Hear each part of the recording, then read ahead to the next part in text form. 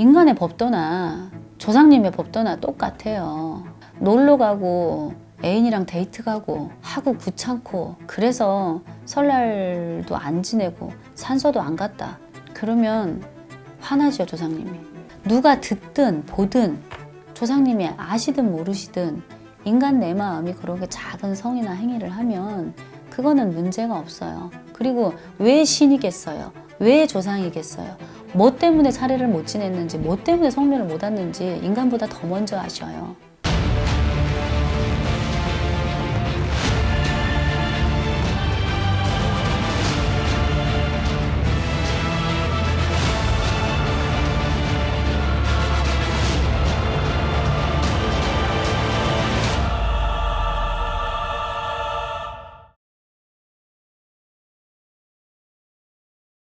안녕하세요. 네.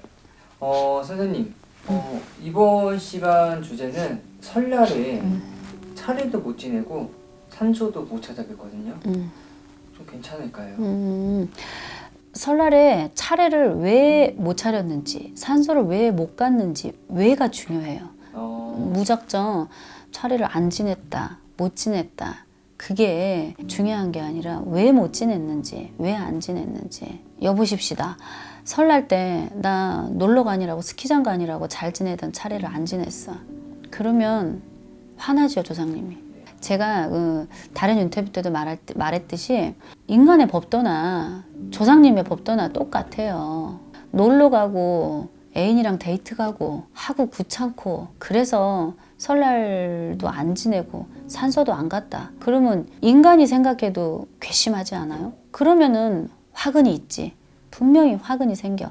당장 만약에 이민년에 올해 내가 차례를 안 지내고 산소도 안 갔어. 그리고 놀러 가고 뭐 이렇게 해서 못 지냈어. 근데 놀러 갔다 오다가 그냥 확 사고라도 났다. 아니면 다쳤다. 그러면 사람이 느꼈을 땐 차례 안 지내서 그런가 봐. 산소도 안 그래서 혼났나 봐. 이렇게 알게 돼요, 이치가. 근데 올해 뭐 차례도 안 지내고 뭐 했는데 아무 일이 없었어.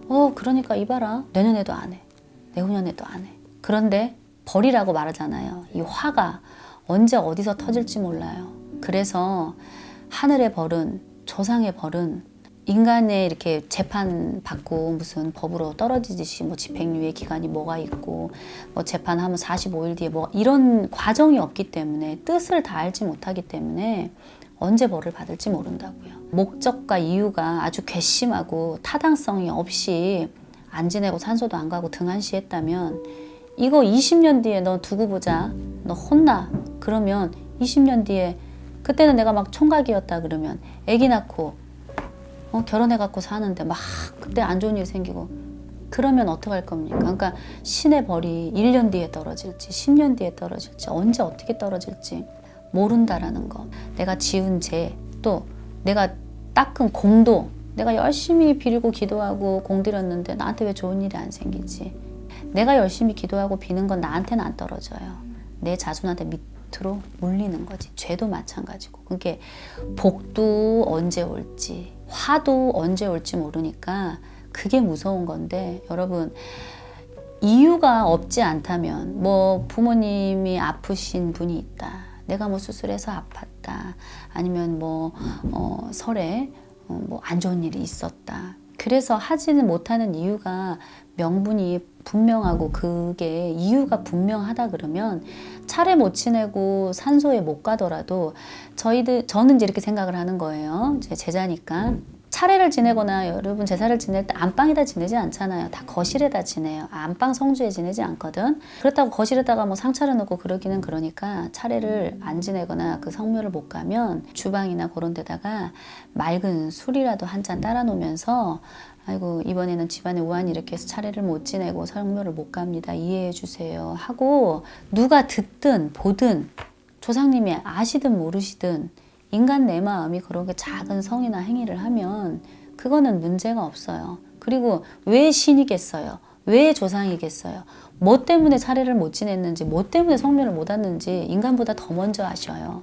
하려고 애를 쓰고 해보려고 했는데 안 되는 건 어쩔 수 없지만 특별한 이유가 아니면 설하고 뭐 추석이에요. 2번. 1년에 2번 가는 거예요.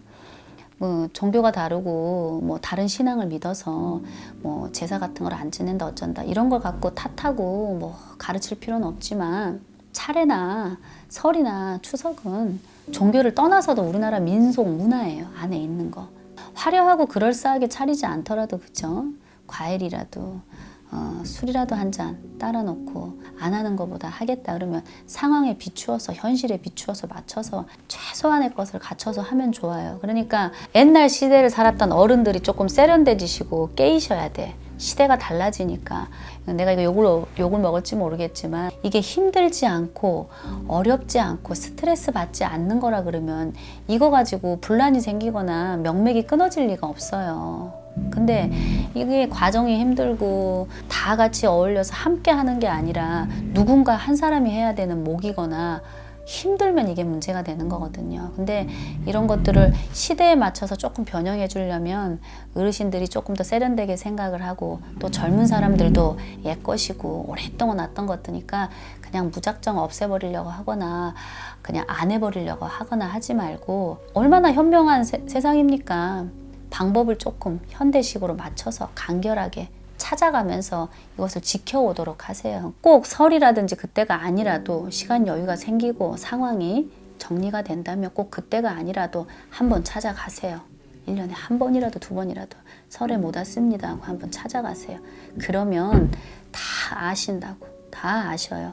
그래서 조상신이에요. 그러니까 여러분 마음 먹기에 따라서 상황에 따라서 모든 것은 변할 수 있다라는 거예요. 어디에 담느냐에 따라서 모양이 틀려지고 질량이 틀려지는 거니까 그렇게 현명하고 똑똑한 방법으로 이렇게 그때그때 알아서 대처해 가면서 다가오는 설, 명절, 성묘 같은 것도 스트레스 받지 마시고 부담 갖지 마시고 편안하게 하세요. 요즘은 뭐 다들 산소들 다 이렇게 납골로 한 군데 모시거나 또 이렇게 절에 모시거나 찾아갈 수 있게끔 많이 변화하잖아요. 그러니까 그런 것들을 의논해서 집안에서 그렇게 변형시켜가지고 시대에 맞춰서 하는 것도 좋은 거죠. 세월 따라 시대에 맞춰서 현실에 따라 이렇게 좋은 쪽으로 방향으로 변해가면 굳이 없애버리지 않고도 명맥을 이어갈 수 있다. 그러니까 혹시라도 못 가시게 되더라도 너무 부담 갖지 마시고 하지만 이유가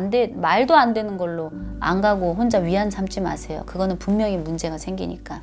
아셨죠, 여러분? 네, 감사합니다. 네.